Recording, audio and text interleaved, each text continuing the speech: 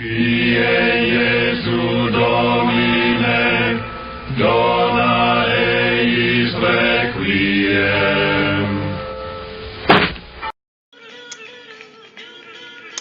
Good morning and happy Wednesday.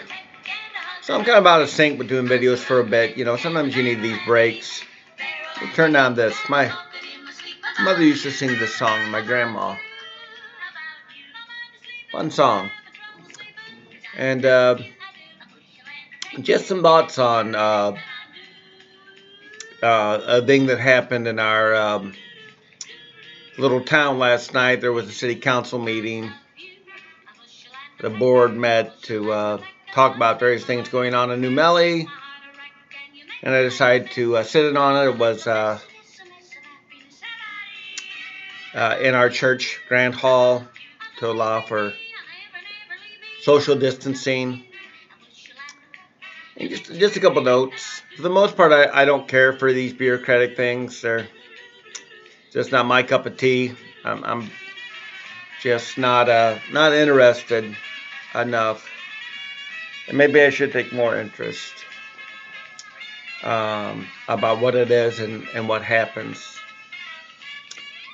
One of the interesting things was there's a young guy sitting behind me, I was in the back row, who had a question, and he couldn't even ask the question because in order to ask questions you have to be put on the agenda, which I understand. Actually, I completely understand where the board is coming from.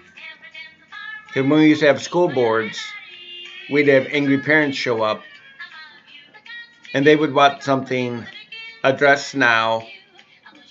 And the policy of the school board, this is almost at every parish I was at, was we will not address that at this meeting. We'll talk about it at the next meeting or talk about it in an unscheduled meeting, but we will not address it. You know, if there are urgent things that have to be addressed in school, it's not the school board that needs to address it. It's usually the principal or the pastor. But people will appeal to boards because, again, they're upset and they're looking for restitution in some way or another. So I can understand this young guy's frustration. I think he was very frustrated when he went home, and I'm not even sure what this question was about. But he basically got, told by one of the board members, you can't ask a question now, period. No discussion, which is fine. I'm not criticizing that. I can just understand his frustration.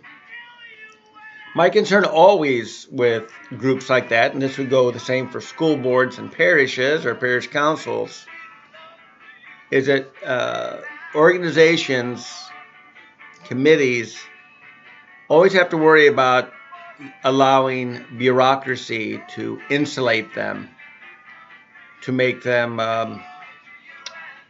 not responsive to the needs of people. I mean, I think that's why most people hate politicians. Perhaps only the media is despised more now than people in politics, whatever party they belong to, is because we have a feeling that they become part of a big bureaucratic machine which serves itself under the pretense of serving the populace. And again, I'm saying that about people on the federal level and perhaps on the state level.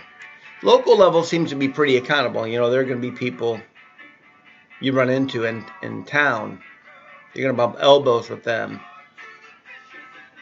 You know, when you're removed from the scene, you can be very unaccountable to your people, which is unfortunate. That's the real danger of our representatives and our senators and our president, is that you get distant and you become unaccountable, especially for people who can be elected till they die, reelected, like senators and representatives. They can be in office for years and become completely unaccountable to their people. So it was very interesting.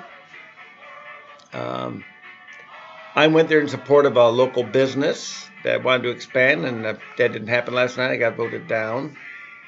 I can honestly understand where both sides are coming from. My concern is that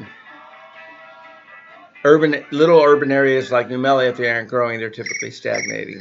So that's my concern. My hometown is a stagnant, depressed place I don't want to visit. I would hate to see New Meli be that in 20 or 30 years. I doubt it will be because there's so much growth coming out. But it was just an interesting thing. It was a way to spend an hour last night that I normally wouldn't. God bless. Happy Wednesday, everybody. Love your neighbors.